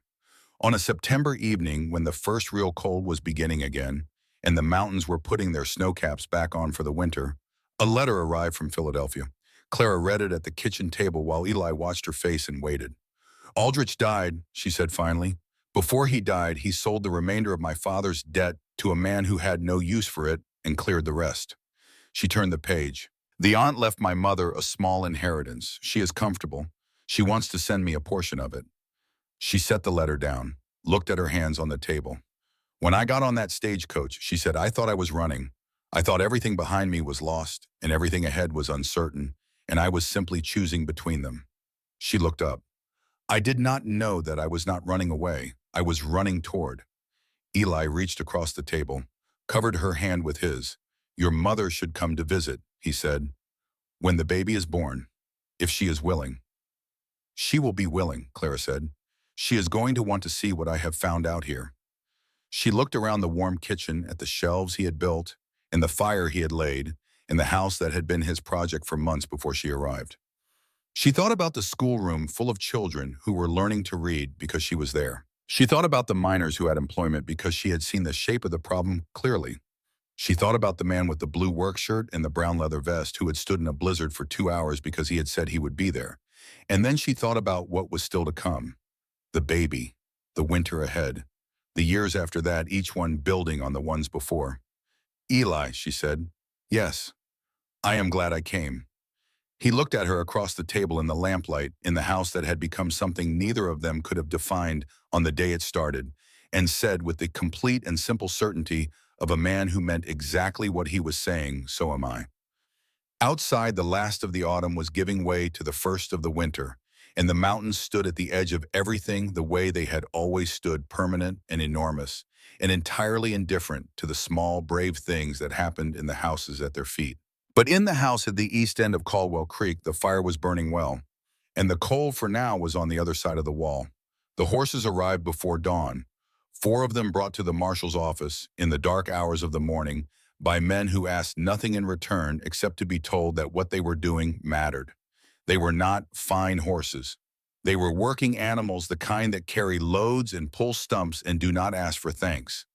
But they were sound, and they were willing, and when Tom Wheeler looked at them in the gray pre-dawn light, with the trial date 6 hours away, he said, "That will do," in the voice of a man who has just received something he had stopped expecting. Clara had gone to each door herself. She had gone the evening before, after Doyle had been recaptured, and the new transport arrangement had collapsed with the news that the county stable where the court horses were kept had burned in the night. The 4th man, the one who had slipped every net since March, had been busy with a lantern and a purpose. Without horses, the county transport could not move. Without the transport, Doyle could not reach the circuit judge in 3 days. Without the judge, the charges could be delayed long enough for lawyers in Kansas to manufacture complications, and complications were what men like Doyle bought when they could not buy freedom outright. She had gone to the miners first, the men who had been eating in the church hall last winter because their mine had closed and their savings had run thin, the same men who had found work and wages because a woman with gray-blue eyes had gone quietly to the shopkeepers and arranged through Eli that employed men did not steal and hungry men did not have to. They had shown up when it mattered, and they were showing up again now. And three of them already had horses that were fed and rested, and two more knew a man whose brother-in-law had two animals that were going spare. And by 10 o'clock that night, the problem that had seemed insurmountable at supper time was solved. Eli heard about it the next morning. He was standing in the kitchen in the early light when Wheeler came by to report, and Clara was at the stove, and she kept her back to both of them, while Wheeler explained what had been arranged, but she heard the silence that followed Wheeler's account, and she heard what Eli said after that silence, which was nothing at all for a long moment, and then only, "All right, let us get it done." Wheeler left. Eli stood behind her. "You went out alone last night," he said. "I went to 8 houses in town in the early evening," she said. 4 of them are miners who were inside the church hall when we fed them last February. I was never more than 2 streets from this house, and I was never out past dark." Another silence.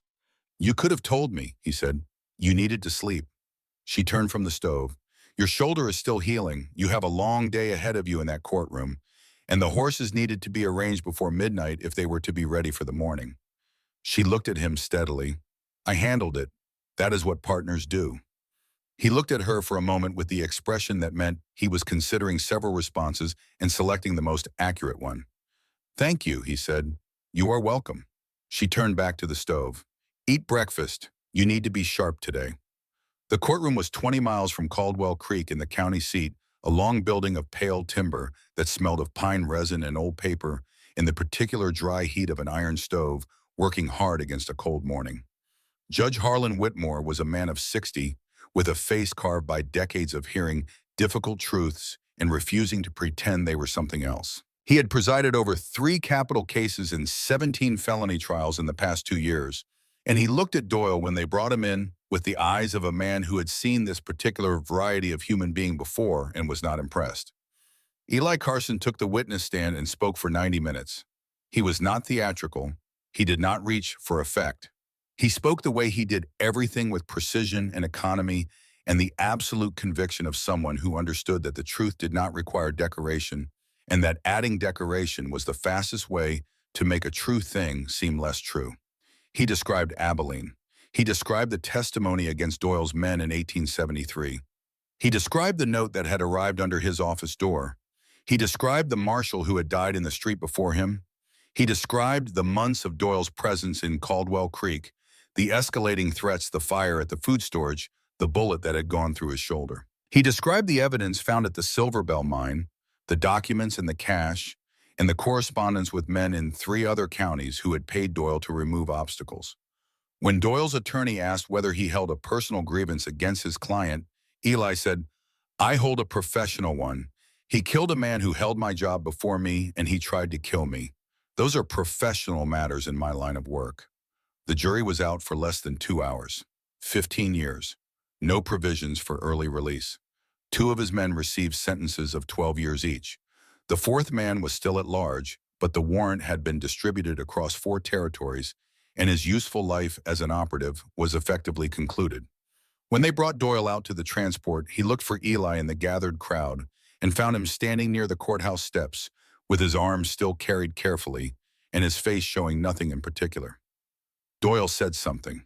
The distance was too great to hear, and Eli's expression did not change to suggest that what was said had landed anywhere significant.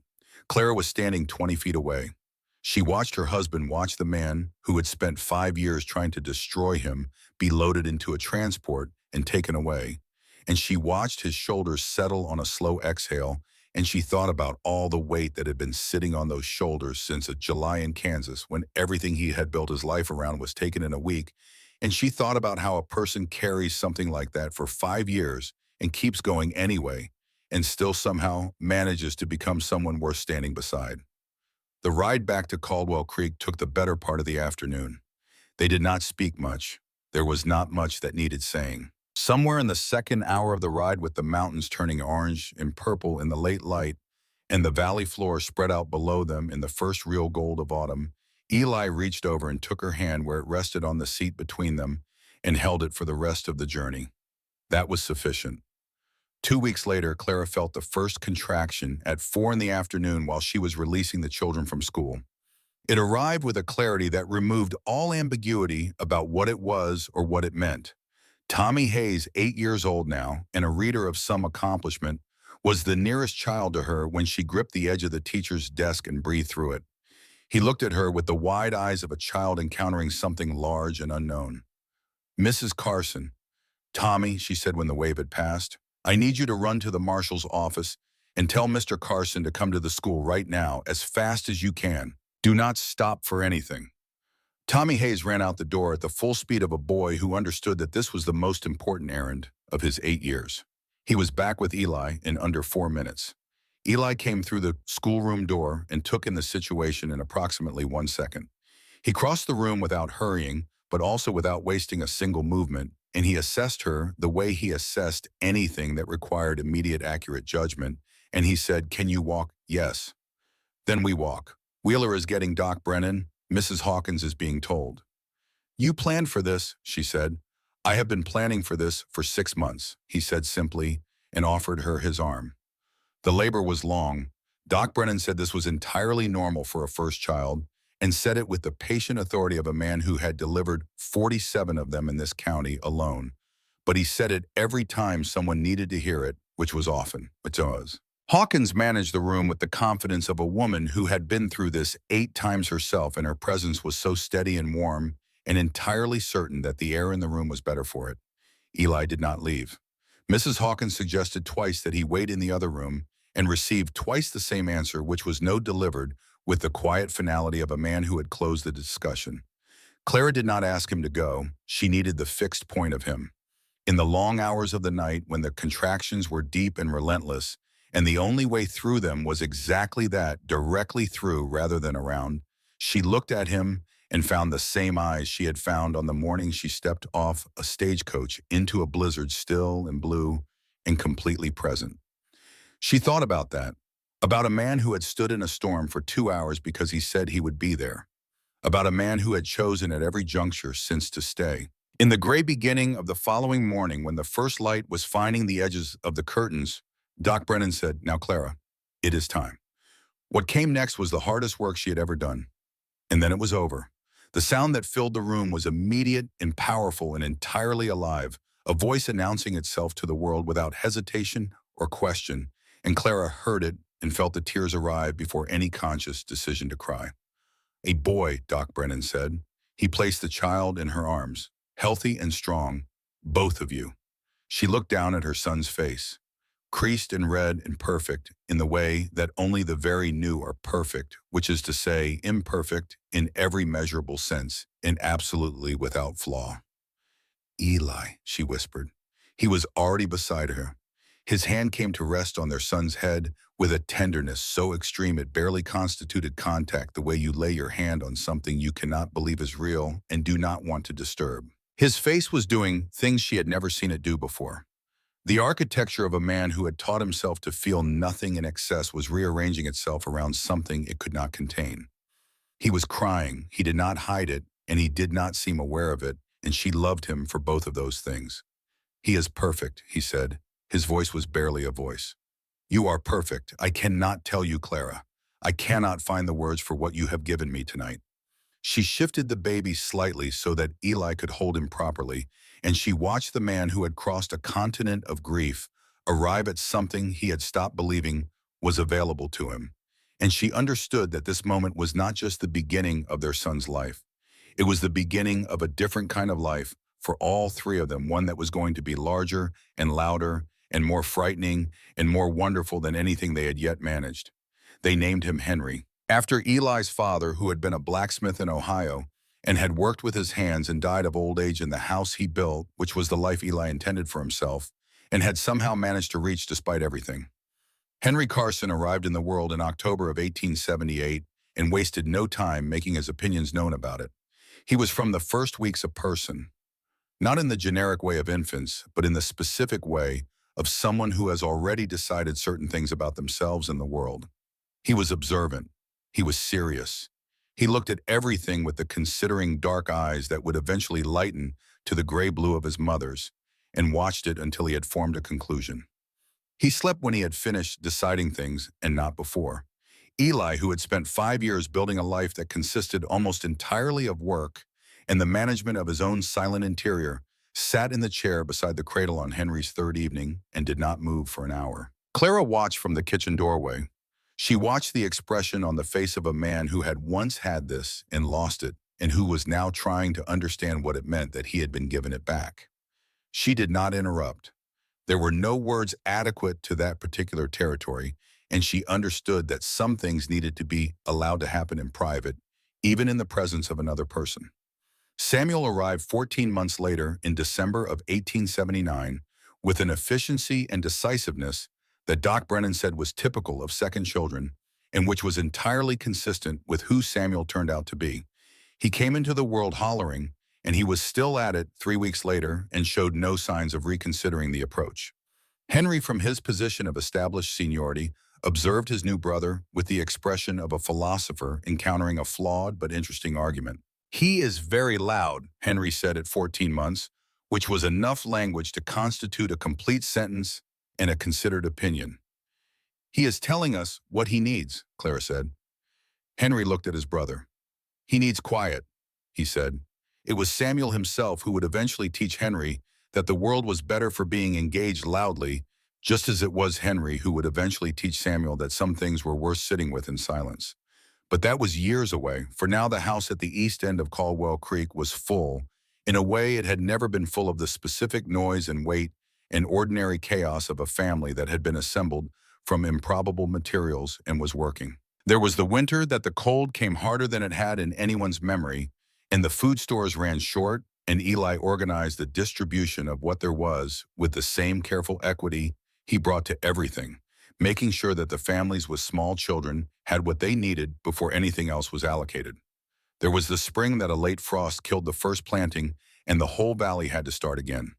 There was the year Eli broke his leg badly while pursuing a man who had stolen from 3 ranches in the valley, and Clara managed the household and the school, and his recovery with a brisk competence that he watched from his chair with an expression she could not always read, but that contained, she believed, something close to awe. And there was the autumn that Samuel was 5 years old and came home from school with a cough that Doc Brennan looked at on the second day and called what it was without softening it pneumonia. 3 days that Clara would not have been able to describe afterward with any accuracy, because the days were not separate things, but a single sustained effort of will and attention and prayer. Samuel's fever climbed to a place that made ordinary thinking difficult.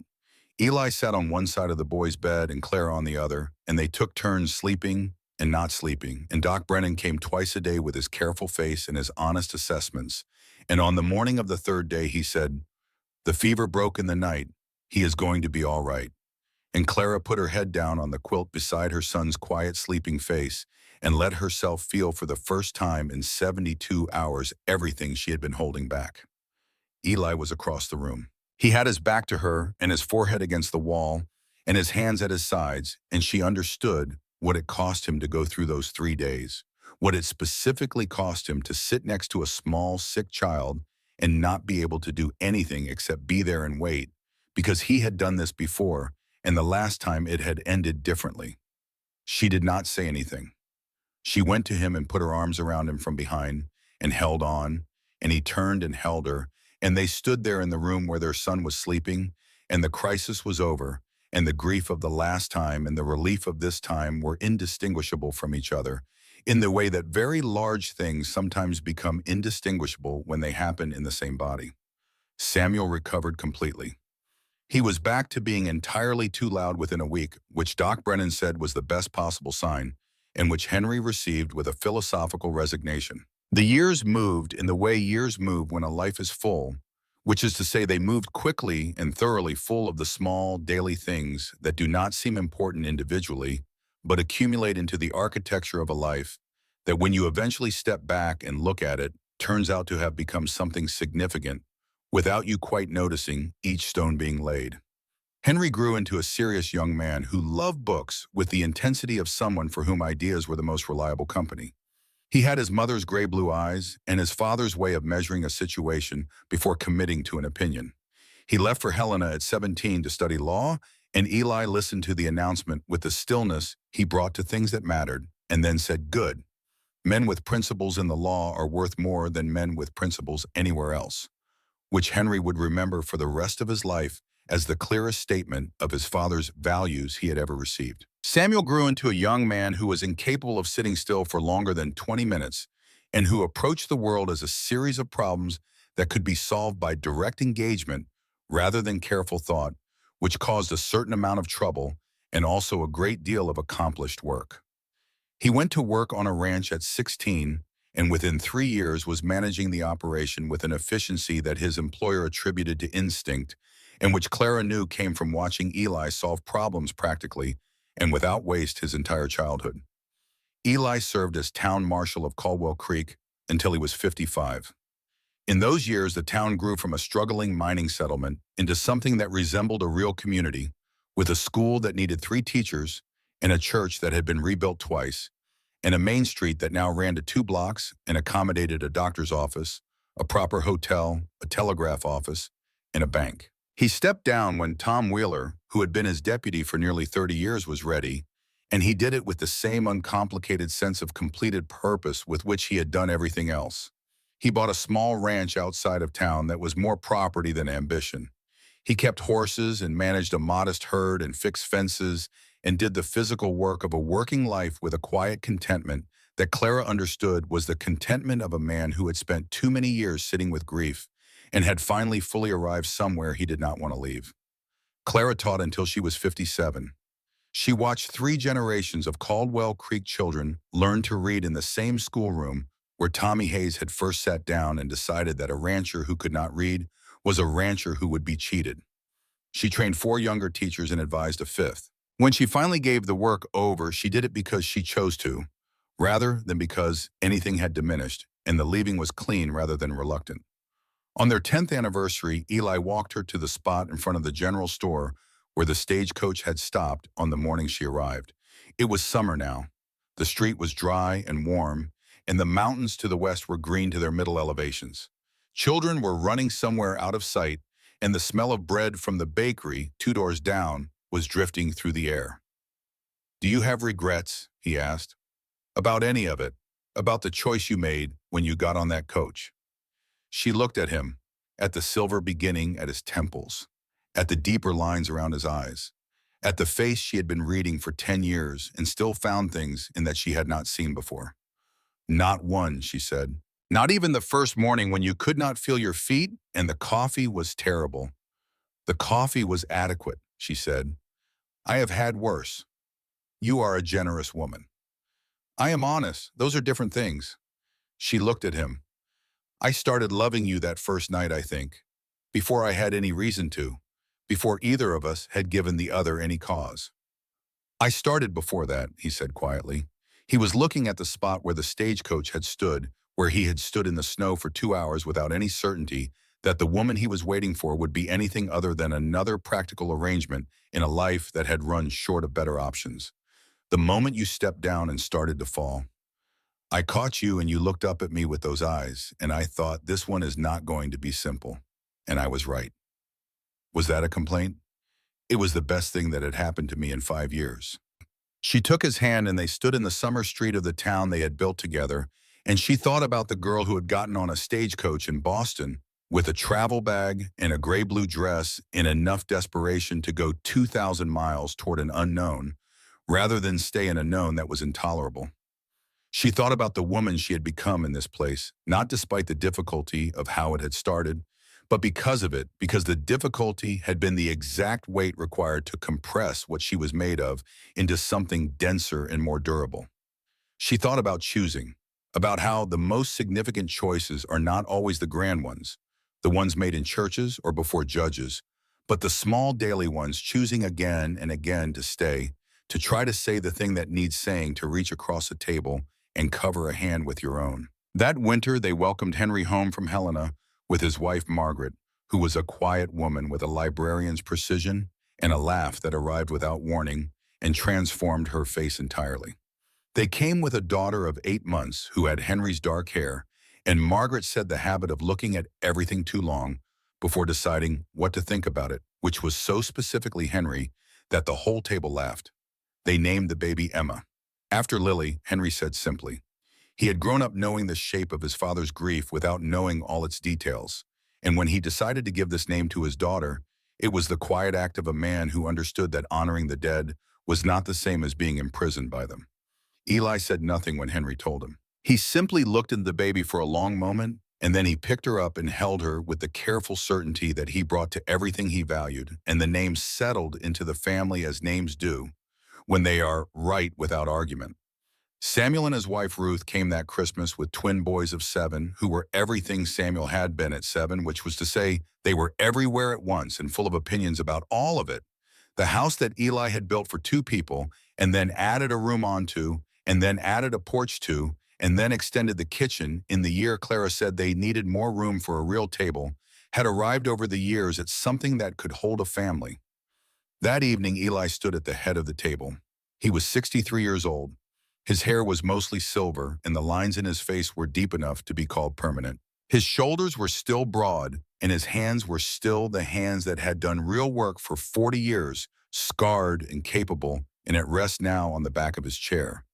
He looked at the table at Henry and Margaret with Emma on Margaret's lap, at Samuel and Ruth with the boys already finding ways to be impractical, with their forks at Mrs. Hawkins, who had been invited because she was family, whether the law acknowledged it or not, at Doc Brennan, who had delivered both his sons and was now delivered himself to a state of comfortable semi-retirement. He looked at all of it for a long time. Then he looked at Clara. I have something I want to say, he said. His voice was entirely steady, and what moved through it was not sentiment, but truth, which are not the same thing. The table went quiet. When I was 23 years old, he said, I had everything a man could reasonably want, a good woman who was better than I deserved, a daughter who laughed easily and trusted the world, work that mattered, and a community that I served and that served me back. He paused. I lost all of it in 1 week, and after that I was not living. I was completing days. I was finishing what there was in front of me and moving to the next thing because moving was the only alternative to stopping entirely. He looked at Clara.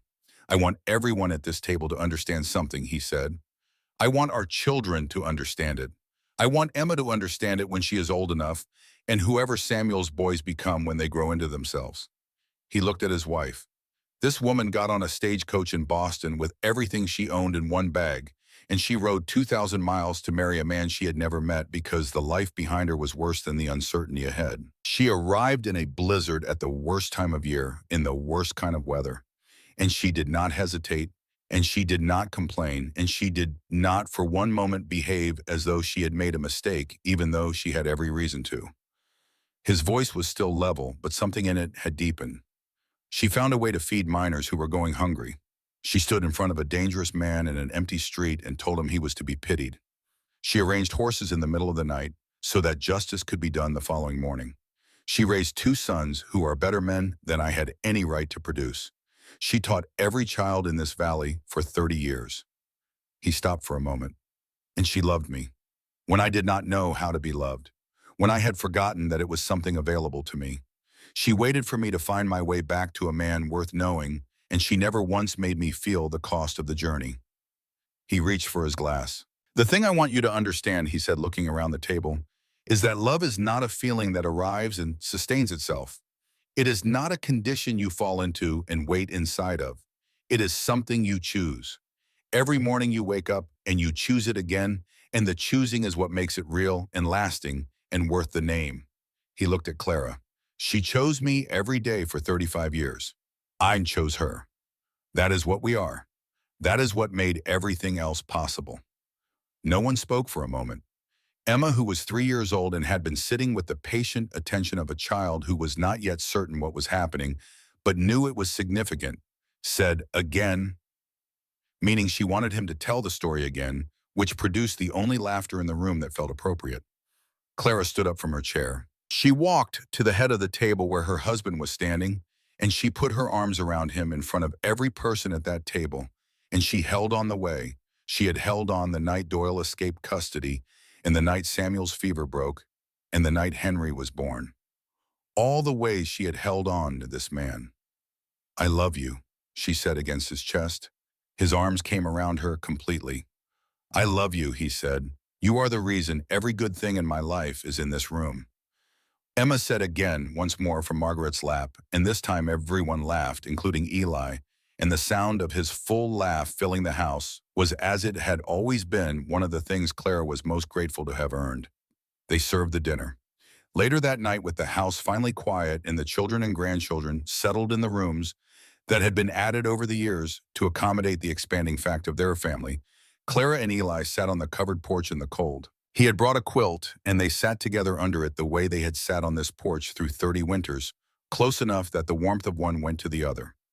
The mountains were white against the dark sky. The stars over Montana were as absolute as they had always been, burning cold, and without pity above the peaks, holding their positions with the patience of things that do not require acknowledgement. Emma came to the window behind them, her small face illuminated briefly by the lamp inside. She looked out at her grandparents sitting together in the dark and then disappeared again. "She is going to want the story again in the morning," Clara said. "She can have it as many times as she wants it," Eli said. She leaned her head against his shoulder. He shifted to accommodate her, the small, automatic adjustment of two people who have been beside each other long enough that the accommodation has become instinct. "Tell me," she said, "what do you think about it all when you look back?" He was quiet for a long moment, the good kind of quiet, the kind that meant he was actually thinking rather than deflecting. "I think I spent the first half of my life building something and the second half understanding what I had built," he said. "I think the most important things I ever did were also the most ordinary things. Coming home at the end of a day, sitting at a table, choosing to say the real thing instead of the easy thing." He paused. "And I think I would not have understood any of it without you." She looked at his profile in the dark, at the man he had become, still and strong, and finally after everything at rest. "I have been thinking," she said, "about the girl who got on that stagecoach. She was so frightened. She thought she was running from something terrible towards something uncertain, and the most she allowed herself to hope was that the uncertain might be slightly less terrible than the thing behind her. And instead, I found this." She gestured, meaning the house and the mountains and the stars and the family asleep inside. "I found you. I found work that mattered, in a community that became home, and a life that was nothing like what I imagined, and better than anything I was capable of imagining." He turned his head to look at her. "I was thinking," he said, "about the morning you stepped off that coach, about the 2 hours I'd been standing there before you arrived in the cold, not knowing if the coach was delayed or lost or never coming. I was thinking that in those 2 hours I talked myself into and out of every possible interpretation of the situation, including the one where you had simply changed your mind and stayed in Boston, which I thought would be a reasonable decision, given what I had described of the life available here. But you stayed." "I said I would be there," he said simply, "so I was there." She thought about that, about what that sentence contained, about a man who had said he would be somewhere in a blizzard and was there for 2 hours and would have been there for 4 more, not because he was certain, not because he had any guarantee that his waiting would be rewarded, but because he had said he would be there, and he was that kind of man. She thought about trust, about how it is built not from declarations, but from exactly this, from the small, consistent acts of a person who does what they say they will do, not when it is convenient, but always, even when the wind is sideways and the cold is the kind that intends to find you. "I came through the storm to find you," she said. He was quiet for a moment. Then he said, "Yes, you did, and I have never for one moment stopped being grateful that you did." The years after that one followed in the way good years follow, not without difficulty, because difficulty does not cease, but with the accumulated weight of a life that has learned to carry difficulty without being broken by it. More winters, more springs, more evenings on the porch. Grandchildren who grew and changed and carried forward in their particular ways the things that Clara and Eli had built and tried to be. And then Eli died. He died in the spring of their 62nd year of marriage, in the bed they had shared since the first night in the house in the room they had added on to in the year Samuel was born. He died at peacefully in sleep the way the good work of a life sometimes allows a person to die, without struggle and without incomplete business. Clara was beside him. She had been beside him. The funeral brought people from across the county. People Eli had protected and settled disputes for, and fed in bad winters, and given reason to trust that law could be fair if the person holding it was committed to fairness. Men who had been young when he arrived and were old now. Children or what had been children who were now running the businesses and the ranches and the school that had been part of what he had kept safe. Henry spoke about his father's integrity. Samuel spoke about his strength. Doc Brennan, old now and retired, said that Eli Carson was the reason Caldwell Creek had become the kind of town where children grew up knowing what fair dealing looked like. And then Emma stood up. She was grown 30 years old with her father's dark hair and the gray-blue eyes that had come from Clara, and which seemed, when Emma used them, to look at something, to see clearly without looking hard. She stood at the front of the room and she spoke in a voice that was steady in the way Clara's voice had been steady in that schoolroom, the first morning, the voice of a person who understood that what they were saying mattered and had decided to say it without qualification. My grandfather and grandmother started with nothing except honesty and the willingness to try, she said. They were two people who had each been broken in different ways and who came to each other out of necessity rather than love. And they built love from that necessity the way you build a fire in January, not because you feel like doing it, but because you understand that the cold is real and the warmth must be made. She paused. He stood in a blizzard for 2 hours waiting for a woman he had never met. She rode 2,000 miles toward an uncertainty because the certainty behind her was worse. Neither of them had any reason to expect what happened next, but they chose to keep choosing every day, and what came from that choosing is standing in this room. She looked at her grandmother in the front pew. They showed us that love is not what you feel before you begin. It is what you build with what you are over the time you have from whatever materials you arrive with. She stopped for a moment. And they showed us that whatever you are broken into before you find the right person is exactly the right shape to fit together with someone else who has been broken differently. The room was full of people who were not crying and then was full of people who were. Clara sat in the front pew with Henry on one side and Samuel on the other, and Emma's words settling into her like water settling into good ground. And she felt Eli the way she always felt him, as a presence rather than an absence, as something that had become so much a part of the structure of her that it did not end when he did. She lived 3 more years after that. Good years, full years, years in which she held her grandchildren and told stories and watched things she had planted continue to grow. Her mind stayed sharp. Her interest in the world stayed genuine. She kept a close watch on everything Caldwell Creek became and knew that she had had a part in making it what it was. When she died, it was in the same house, in the same room, in the same spring season. Henry was with her. Samuel was with her. Emma was with her. And whatever she said in the last moment before she went was said quietly and with peace in the voice of a woman who had arrived somewhere she had been heading for a long time. They buried her beside Eli in the Caldwell Creek Cemetery under the pine tree that could see the western mountains. The headstone was simple because they had both been people who understood that simplicity was not diminishment, but clarity. It read, Eli Carson and Clara Whitfield Carson. He waited in the cold. She came through the storm. From that, they made a home. The family gathered at the house afterward. Henry and Samuel and their children and their children's children, the specific loud warmth of a large family that has been given reasons over generations to show up for each other. They ate and talked and laughed and told stories the way families do when they are honoring the people who gave them something to be. Emma stood on the porch as the afternoon wore toward evening. The mountains were the same mountains they had always been. The sky above the valley was the particular deep blue of a Montana spring afternoon, clear and enormous and carrying no message except that the world was still here and still large. She thought about a woman in a gray-blue pioneer dress stepping down from a stagecoach into a wall of white. She thought about a man in a blue work shirt and a brown leather vest who had been standing in that white for 2 hours with snow piled on his shoulders because he had said he would be there.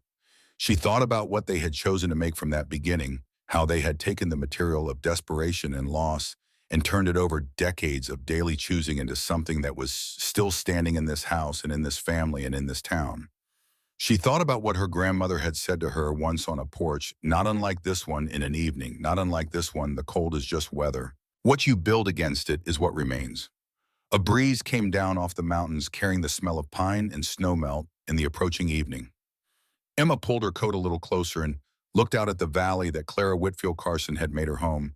And she understood in the particular way you understand things that take your whole life to reach, that the greatest thing a person can give to the people who come after them is not money or property or name.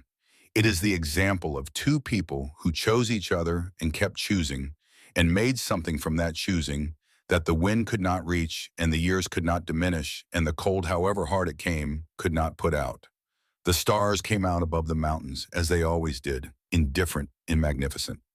Inside the house, the lights were on, the family was talking, the fire was burning well.